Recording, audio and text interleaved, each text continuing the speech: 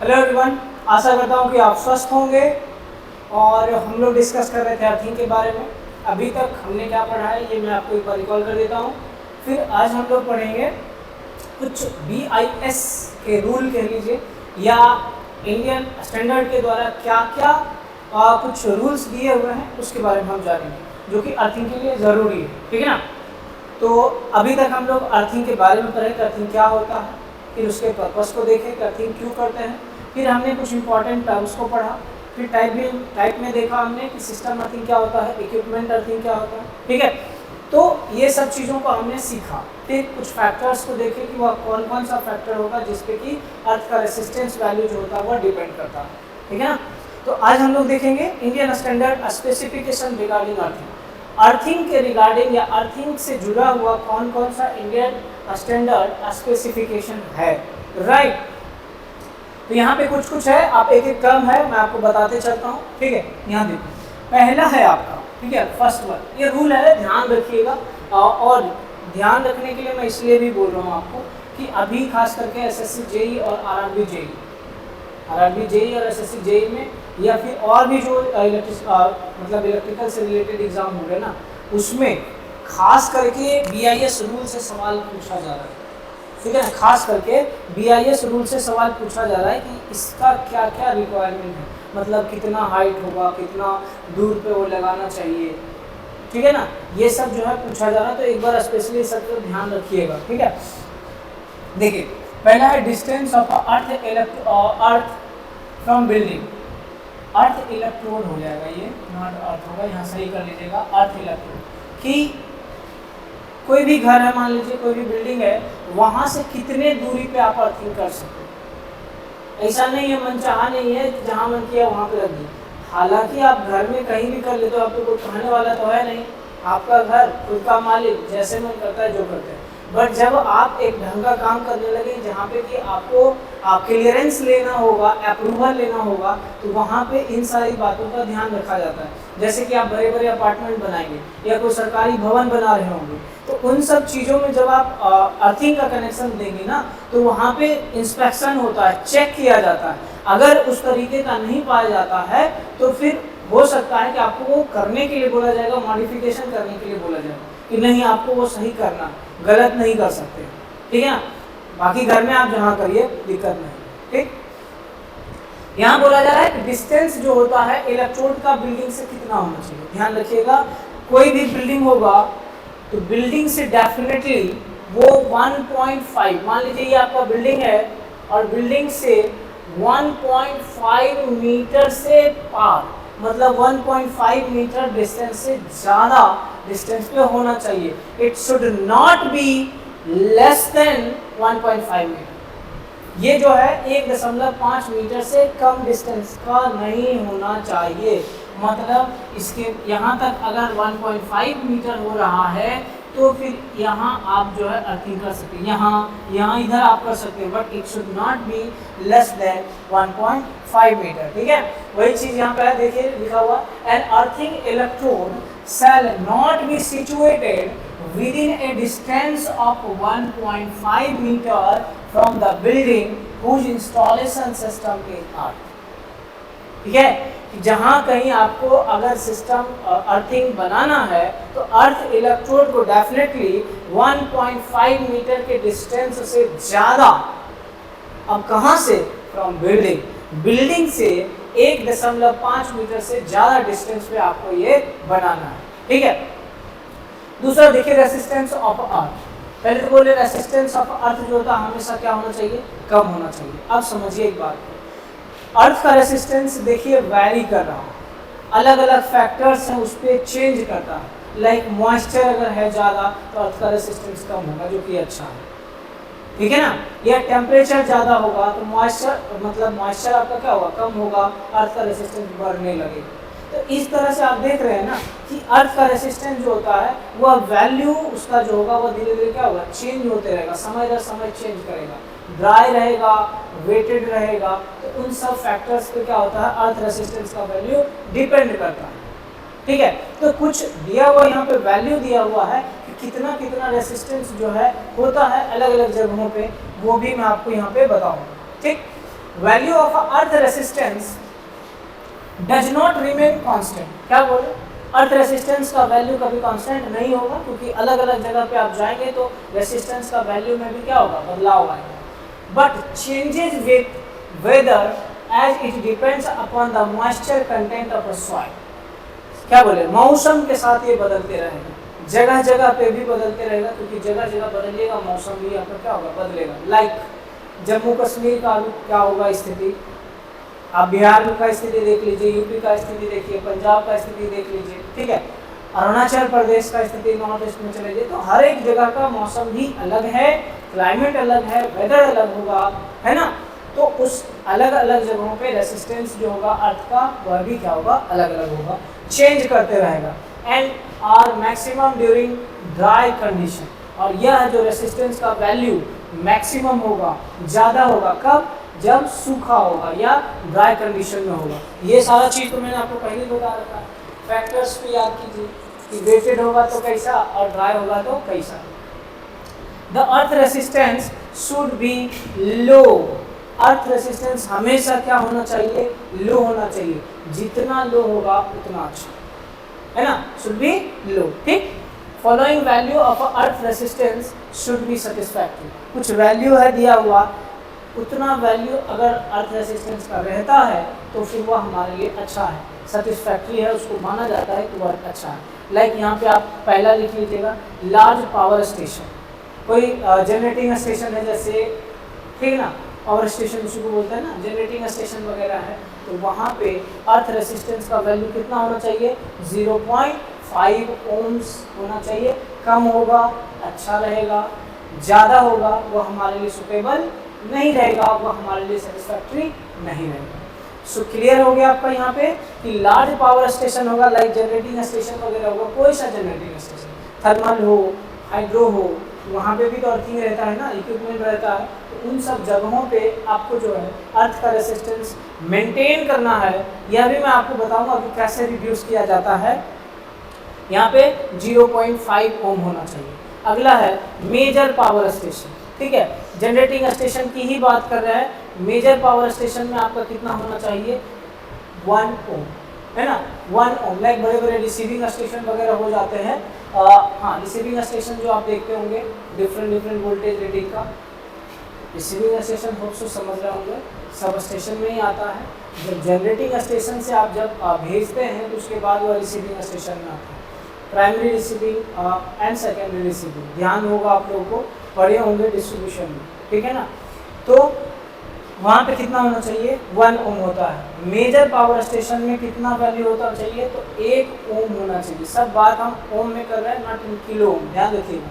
तीसरा है आपका स्मॉल सब स्टेशन, जैसे कि पोल माउंटेड सब स्टेशन, या फिर आपके कॉलोनी वगैरह में देखते होंगे, या फिर 5 गाँव 6 गाँव पे कहीं पे स्मॉल सब स्टेशन बना हुआ है, जिसमें कि वोल्टेज रेटिंग आपका 33/11 रहता है, जनरली 33/11 रहता है, उसकी बात मैं कर रहा हूँ। तो स्मॉल सब स्टेशन में कितना होना चाहिए, लगभग 2 ओम होना चाहिए। देखो इन सारे वैल्यू को मेंटेन किया जाता है, हल्के में नहीं लेना है, ये सब वैल्यू को मेंटेन करना है, मेंटेन रखा जाता है। तो स्मॉल सब स्टेशन में कितना होगा, 2। अगला है इन ऑल अदर केसेस, कितना, 8 ओम। बाकी और भी जहाँ पे होगा, कहीं और भी मान लीजिए किसी और जगह पे आपको लगाना है, तो वहाँ पे वो वैल्यू को आपको मेंटेन करना है, कितना पे, तो 8 ओम पे मेंटेन करना है, ठीक है। कितना वैल्यू मेंटेन करना है, 8 ओम, ठीक। तो ये सारे वैल्यू थे आपके, डिफरेंट रेसिस्टेंस थे अलग अलग जगहों पे। ये सब अकॉर्डिंग टू BIS है, अकॉर्डिंग टू ISI है ना। आप एक होमवर्क आपके लिए होगा, आप ISI का फुल फॉर्म बताइएगा कि ISI का फुल फॉर्म क्या होता है, कमेंट करके बताइएगा, या फिर आपको अगर टेक्स्ट कर सकते टेक्स्ट करके बताइएगा। ISI और BIS दोनों का फुल फॉर्म क्या होता है, ठीक है।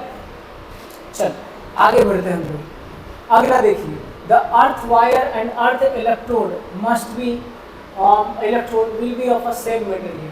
आप जो अर्थ इलेक्ट्रोड यूज कर रहे हो, अब कंफ्यूज मत होना अर्थ इलेक्ट्रोड में, एंड अर्थ वायर उसमें भी कंफ्यूज मत होना, ठीक है। अर्थ इलेक्ट्रोड और अर्थ वायर जो आप यूज़ करते हो, लाइक मान लो ये आप ज़मीन के नीचे जो लेके जाते हो, ये अर्थ इलेक्ट्रोड हो गया, ये हमका हो गया ज़मीन, ठीक है। अर्थ हो गया। ये आपका क्या हुआ, अर्थ इलेक्ट्रोड, और ये आपका जो कनेक्ट करते हो इक्विपमेंट में, ये हो गया अर्थ वायर। तो अर्थ वायर और अर्थ इलेक्ट्रोड दोनों आपका कैसा होना चाहिए, सेम मटेरियल का होना चाहिए। अगर आपका इलेक्ट्रोड कॉपर का है तो अर्थ वायर भी कॉपर होना चाहिए। आप घर में लगा रहे नहीं लगा रहे, मैं ऐसा नहीं बोल रहा हूँ, आप क्या लगा रहे हो आप जान रहे हो, लेकिन ऐसा होना चाहिए, ठीक है। The earth wire shall be taken through GI pipe of 12.7 mm of dia for at least 3.5 cm length above and below the surface to the earth electrode। कहने का मतलब ऐसा सिंपल भाषा में समझ लीजिए, जो अर्थ इलेक्ट्रोड होगा, है ना, क्या अर्थ इलेक्ट्रोड होगा, उसको आपको जमीन के नीचे रखना है डेप्थ पे। वही चीज बोला है, जो अर्थ इलेक्ट्रोड होगा ये हो सकता है जीआई पाइप का हो। अगर आप जीआई पाइप यूज करते हैं तो 12.7 mm का डाया होगा। पाइप ऐसा होता है ना जी, तो पाइप का ये हमारा क्या हो गया, ये डायमीटर लगभग आपको 12.7 mm का होना चाहिए, एटलीस्ट फॉर 30.5 सेंटीमीटर लेंथ, है ना, ये 30.5 सेंटीमीटर लेंथ होना चाहिए, above and below surface to the earth electrode, ऊपर और नीचे अर्थ इलेक्ट्रोड, ठीक है। अगला देखो, earthing electrode shall be placed in a vertical position inside the earth plate. जब कभी अर्थ इलेक्ट्रोड को आप जमीन के नीचे करते हो तो वो हमेशा वर्टिकल पोजीशन में रहेगा। लाइक मान लो ये पाइप है, ठीक है, अगर फॉर एग्जांपल ये पाइप है, इसको आप ऐसे प्लेस करोगे ना कि ऐसे, ये हॉरिजॉन्टल पोजीशन हो जाएगा, और ऐसे प्लेस करोगे तो ये वर्टिकल पोजीशन होगी। लाइक ये वर्टिकल और ये हॉरिजॉन्टल, बता दूंगा आपको कैसा होगा, दिखा भी दूंगा, ठीक है। तो ये हमेशा ध्यान रखिएगा, ये ऑब्जेक्टिव में भी पूछा जाता है कि किस पोजीशन में रहता है, तो वर्टिकल पोजीशन में। अगला है साइज ऑफ ईसीसी, जो अर्थ कंटिन्यूटी कंडक्टर होता है उसका क्रॉस सेक्शन एरिया जो होता है वो ध्यान रखिएगा बी आइदर लेस देन 2.95, इससे कम नहीं होना चाहिए। मतलब कि 14 SWG standard wire gauge 14 SWG से कम नहीं होना चाहिए, और half of the installation conductor side, या फिर जो भी कंडक्टर आप अपने घर में यूज कर रहे हैं उसका आधा साइड। अगर मान लो आप 5 mm का वायर यूज कर रहे हो तो अर्थिंग के लिए आप 2.5 mm यूज करोगे, ठीक है। 5 mm का वायर अगर आप यूज कर रहे हो तो अर्थिंग के लिए 2.5 mm वायर आप यूज करोगे। तो या तो जो इंस्टॉलेशन में वायर यूज किए हो उसका आधा, या फिर आप 14 SWG 14 SWG से कम यूज नहीं कर सकते हैं, ठीक है ना। चलो आगे ध्यान दें, क्या यहाँ तक हो गया।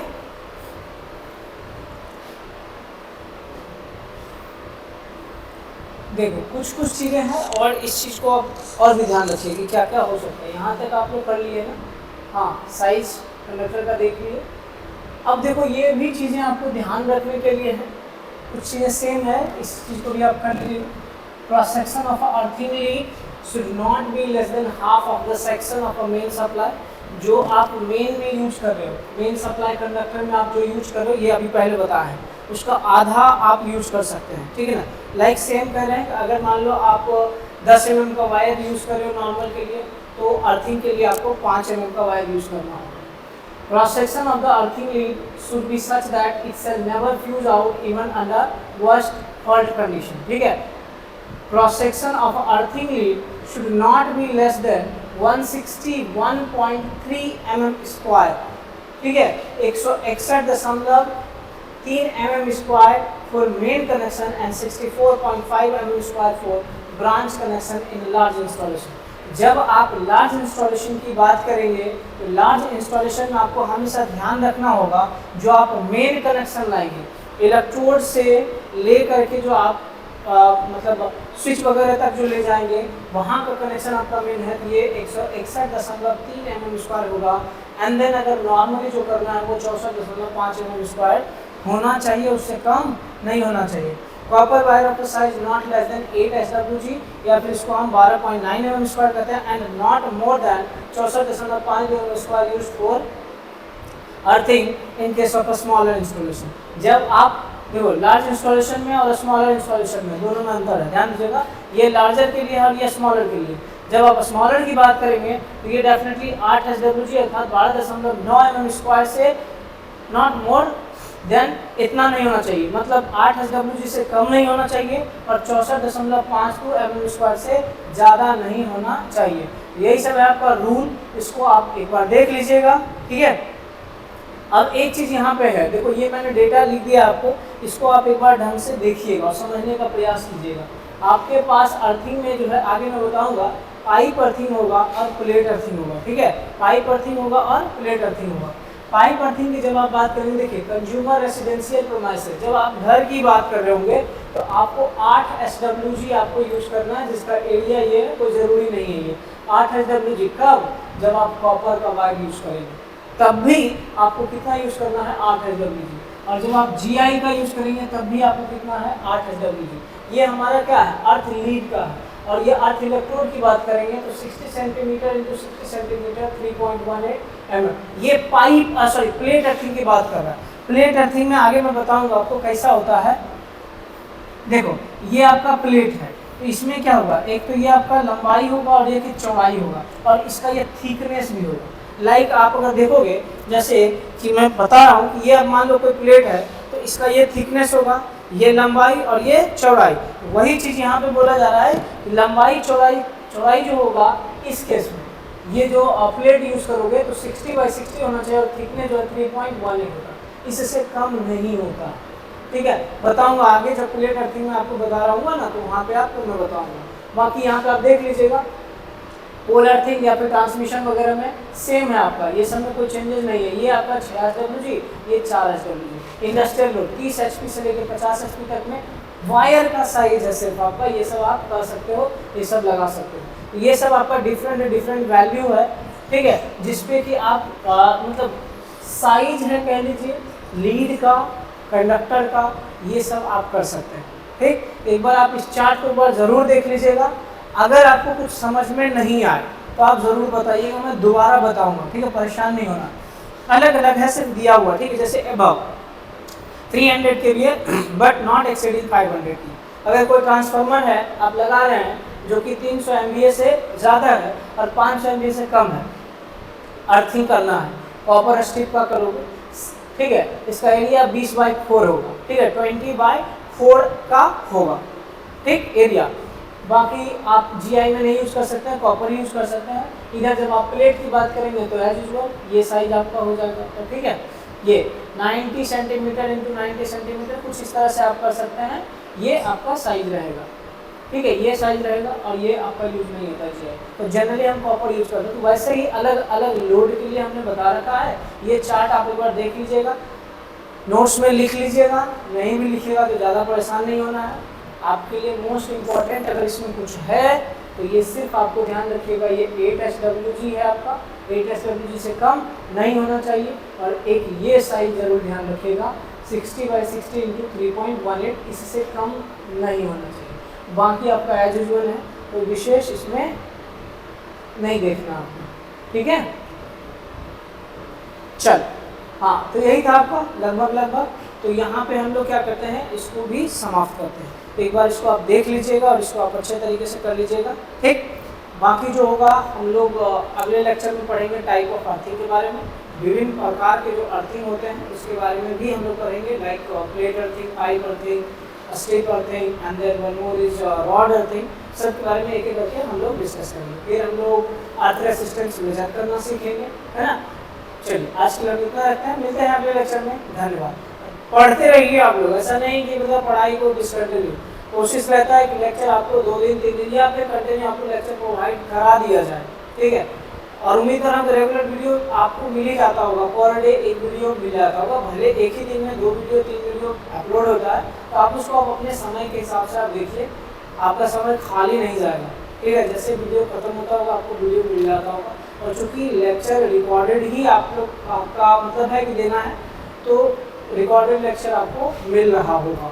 और हम देखते हैं ऐप पे लाइव भी अरेंज करेंगे, but I am not promising you, मैं किसी तरह का ये नहीं कह रहा हूँ कि नहीं करना है। हाँ, मैं कोशिश करूँगा, देखता हूँ अगर सारा चीज़ जो अरेंजमेंट है बन जाता है तो मैं फिर कोशिश करूँगा कि आपको लाइव क्लास एक पर्टिकुलर टाइम बता दूंगा, उसी टाइम में आकर के लाइव क्लास के लिए भी हम अरेंज करेंगे, ऐसा मैं कोशिश करूँगा, ठीक है। तो इसको आप प्रॉमिस मत मानिए, मैं कोशिश करूँगा इसको कि पूरा पीछे वाला चीज़ आपको रिवाइज भी कराते चले हम लोग लाइव क्लास में, ठीक। तो चलिए आज के लिए इतना रखते हैं, फिर मिलते हैं अगले लेक्चर में। धन्यवाद।